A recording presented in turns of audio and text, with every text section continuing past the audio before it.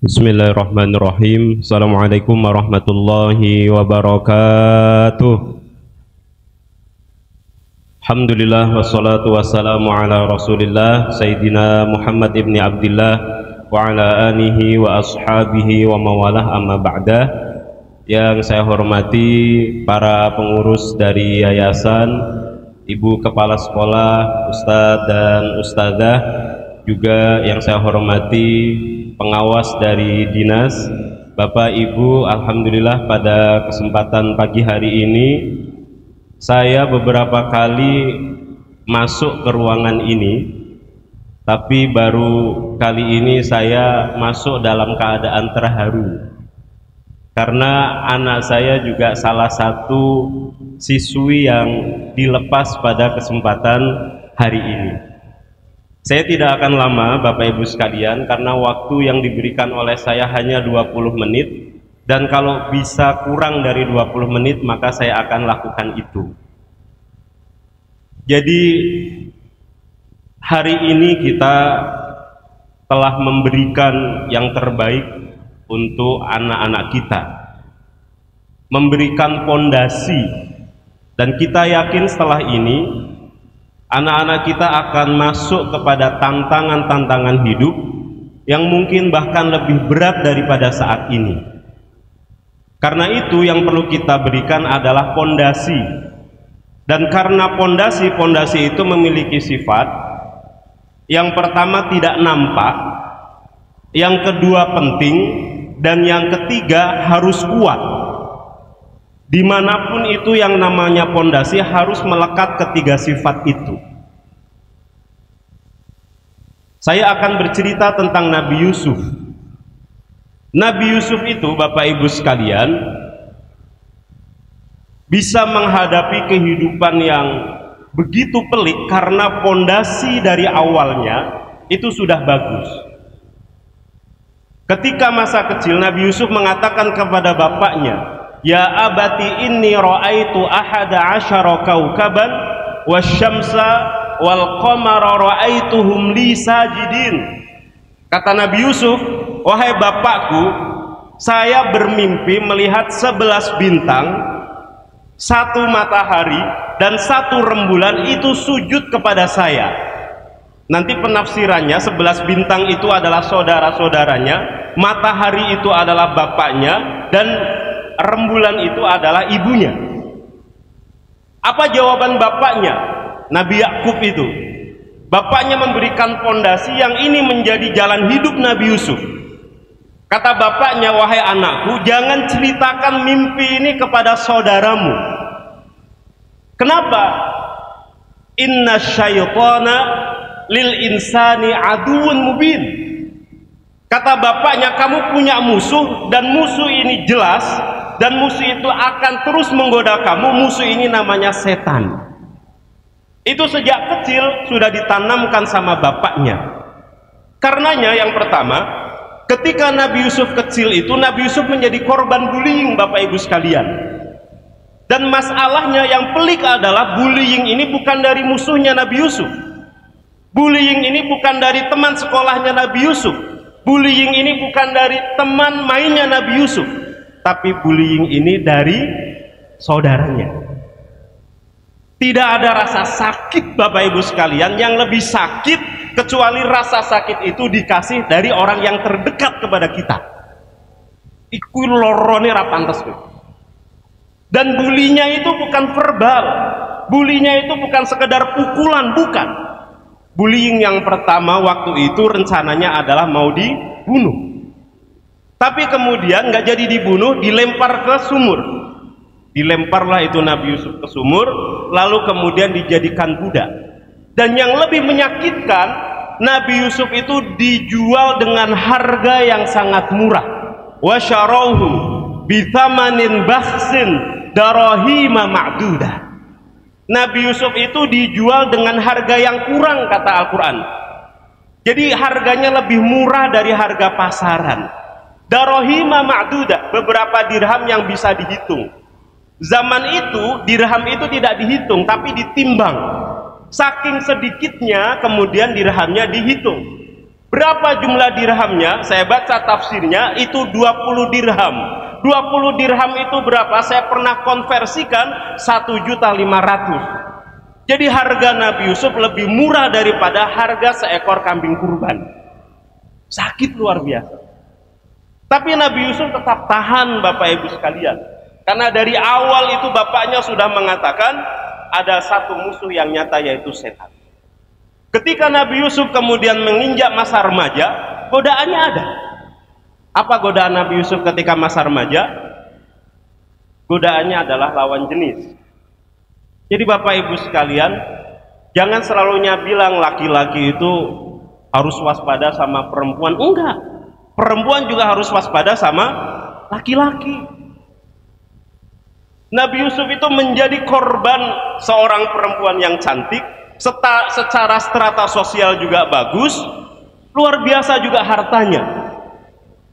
Warawadathu, kata Al-Quran, si wanita itu ngerayu dengan semua bujuk rayuan, dan itu sudah dikunci di dalam satu kamar, sudah nggak ada lagi yang bisa ngelihat. Al-Quran juga mengatakan benar-benar dirayu. Kira-kira gambarannya kalau perempuan ngerayu itu gimana, Bapak Ibu sekalian?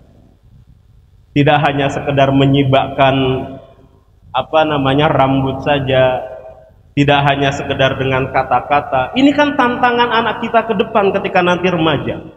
Tapi Nabi Yusuf lolos dari godaan itu. Apa yang membuat Nabi Yusuf lolos? Laula an ro'a burhana rabbi. Kata Al-Quran, Nabi Yusuf bisa lolos karena dia ingat kembali kepada Allah Subhanahu wa Ta'ala. Lalu kemudian Bapak Ibu sekalian, Nabi Yusuf masuk kepada fase hidup yang lain. Kata Nabi Yusuf, saya lebih baik di penjara. Di penjaralah Nabi Yusuf tanpa ada bukti yang jelas. Itu kan sakit. Nggak ada bukti, tiba-tiba orang dituduh masuk ke dalam penjara. Dan hebatnya ketika di dalam penjara itu, karena Nabi Yusuf sudah memiliki pondasi yang kuat, teman-temannya di penjara itu mengatakan apa? Inna naraka minal muhsinin. Wahai Yusuf, kamu itu orang baik. Susah Bapak Ibu sekalian, jenengan disakiti sampai masuk penjara tetap menjadi orang baik itu susah. Tapi karena Nabi Yusuf punya pondasi yang baik, orang-orang mengatakan kamu ini orang muhsin. Di penjara Nabi Yusuf tetap menjadi orang baik, melayani teman-temannya. Apa keahlian Nabi Yusuf? Mentakwil mimpi. Sampai kemudian ada peristiwa besar, penguasanya itu punya masalah. Kenapa saya bermimpi ada sapi-sapi kurus memakan sapi-sapi gemuk? Nabi Yusuf karena pondasi keimanannya bagus dibantu. Kalau saya jadi Nabi Yusuf, Bapak Ibu sekalian, saya tahu ini raja punya masalah. Saya nggak mau bantu. Biar raja itu jatuh-jatuhlah dia. Karena sakit hati. Saya nggak punya salah, saya nggak ada bukti, tiba-tiba masuk penjara. Tapi sama Nabi Yusuf dibantu Bapak Ibu sekalian, ditakwilkan mimpinya. Nanti akan ada masa kelaparan, nanti akan ada masa paceklik sekian tahun. Dan Nabi Yusuf tidak hanya sekedar menakwilkan mimpinya, tapi kata Nabi Yusuf, biarkan masalah ini saya yang bereskan. Ini masalah pelik, biarkan saya yang urus ini semuanya. Karena kata Nabi Yusuf, inni hafidhun alim. Karena saya punya kompetensi pertama saya hafidh. Saya ini orangnya amanah. Yang kedua alim, saya ini orangnya jenius, saya ini orangnya cerdas. Ada satu buku yang kemarin baru mendapatkan Nobel, Why Nation Fail? Kenapa negara itu jatuh Bapak Ibu sekalian, dan ini mendapatkan Nobel. Karena memang orang-orang yang ngurus negara itu tidak amanah. Akhirnya kemiskinan itu dijadikan program orang biar menjadi miskin. Nabi Yusuf enggak, biar saya yang urus itu. Dihitung sama Nabi Yusuf Bapak Ibu sekalian, berapa gandum yang ada di gudang, berapa perkiraan masa pacekliknya, berapa jumlah rakyatnya, ini semuanya harus dibagi sehingga orang tidak kelaparan mati. Itu kan berarti ilmu matematikanya bagus, ilmu statistikanya bagus, ilmu sensusnya juga bagus. Semuanya diteliti sama Nabi Yusuf dengan menggunakan data-data, sehingga kemudian rakyatnya Nabi Yusuf bisa selamat dari kelaparan. Yang keempat, Bapak Ibu sekalian, godaan Nabi Yusuf adalah godaan ketika Nabi Yusuf menjadi pemimpin. Sudah jadi pemimpin nih beliau, dan godaan pimpinan itu berat. Saya punya guru saya bilang, kalau kamu mau jadi ustadz, wirid kamu cukup 1000 sehari. Tapi kalau kamu jadi pengusaha, wirid kamu harus 2000 sehari. Tapi kalau kamu jadi pimpinan, wirid kamu harus 3000 sehari. Jadi pimpinan itu berat. Ketika Abu Bakar dalam keadaan sakaratul maut, dia memilih Umar bin Khattab sebagai penggantinya. Perkataan, nasihat, dan wasiat Abu Bakar kepada Umar bin Khattab adalah ittaqullah, bertakwalah kamu kepada Allah Subhanahu wa Ta'ala. Padahal Umar bin Khattab orang yang paling tahu tentang halal dan haram, orang yang paling tahu tentang keadilan, tapi tetap dinasehati sama Abu Bakar supaya bertakwa. Kenapa Bapak Ibu sekalian? Karena kepemimpinan itu memiliki dua power. Power yang pertama adalah power kekuasaan, dan power yang kedua adalah power uang. Orang sampai mengatakan kepemimpinan itu, kalau orang sudah jadi pimpinan apalagi sekelas Umar bin Khattab, itu nggak ada lagi di atasnya yang perlu dia takuti kecuali adalah Tuhan. Dia punya semuanya. Dia mau buat orang sengsara bisa, dia mau buat orang miskin bisa, dia mau buat orang masuk penjara bisa, dia mau bikin orang jadi kaya juga bisa, dia mau bikin orang punya jabatan juga bisa. Berat kepemimpinan itu. Makanya Bapak Ibu sekalian, kalau jenengan mengatakan saya berharap nanti anak saya jadi presiden, saya berharap nanti anak saya jadi menteri, saya berharap anak saya mimpin perusahaan, pastikan punya pondasi. Karena sekelas Umar bin Khattab saja diminta untuk bertakwa. Nah, Nabi Yusuf itu Bapak Ibu sekalian, ketika menjadi seorang pemimpin, dia ketemu sama saudara-saudaranya yang dulu membuli dia. Kalau Nabi Yusuf mau cincang-cincang itu saudaranya kan bisa. Kalau Nabi Yusuf mau penjarakan itu saudara-saudaranya bisa. Kalau Nabi Yusuf mau bikin masalah sama saudaranya itu bisa. Tapi keimanan tidak mengatakan itu. Dia punya semuanya, kekuasaan sama dia, hukum sama dia, kekayaan sama dia, pasukan sama dia. Tapi begitu saudaranya menghadap Nabi Yusuf, kata Nabi Yusuf apa? La tathriba alaikumul yaum. Mulai sekarang saya sudah memaafkan kamu. Berat Bapak Ibu sekalian, tapi pondasinya adalah pondasi keimanan. Dan Nabi Yusuf ketika menjadi pimpinan, kenapa bisa baik? Karena Nabi Yusuf mengatakan cita-citanya Nabi Yusuf adalah bukan punya uang banyak, bukan punya rumah mewah. Bapak Ibu sekalian, kemarin kita baru dengar ada 90 atau 900 miliar ya uang di kolong ranjang itu. Berapa miliar? 900 atau 90 itu. Itu kan uang dingin. Kalau seandainya itu dibikin rumah sakit, ada kawan saya biasa bikin rumah sakit, namanya Rumah Sakit Edelweiss di Bandung, Bapak Ibu sekalian. Rumah sakitnya megah luar biasa. Lantainya itu marmer. Ada coffee shopnya megah luar biasa. Dia mengatakan itu uang kalau seandainya dibikin rumah sakit bisa jadi 3 rumah sakit. Nolong banyak orang, menyerap banyak tenaga kerja. Dan Nabi Yusuf apa? Cita-citanya bukan uang yang banyak. Ketika jadi pimpinan bukan juga mau rumah yang mewah, mobil yang mewah. Kata Nabi Yusuf, pondasinya sekali lagi adalah keimanan. Tawaffani musliman wa alhiqni bis sholihin.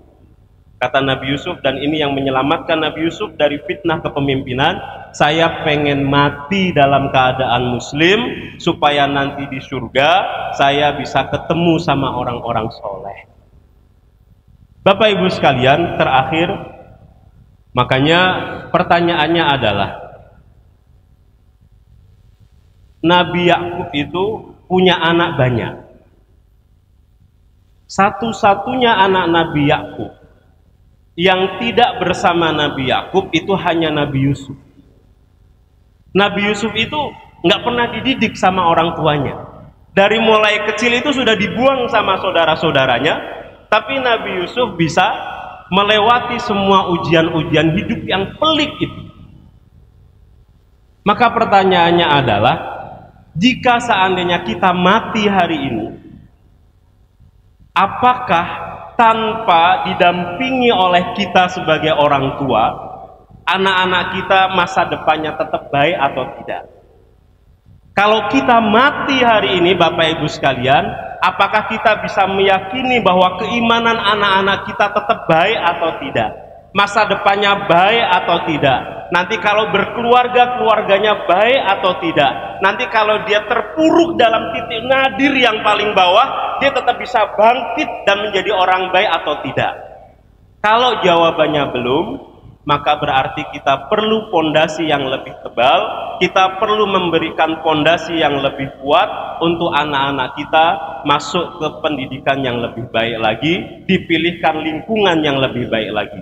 Assalamualaikum warahmatullahi wabarakatuh.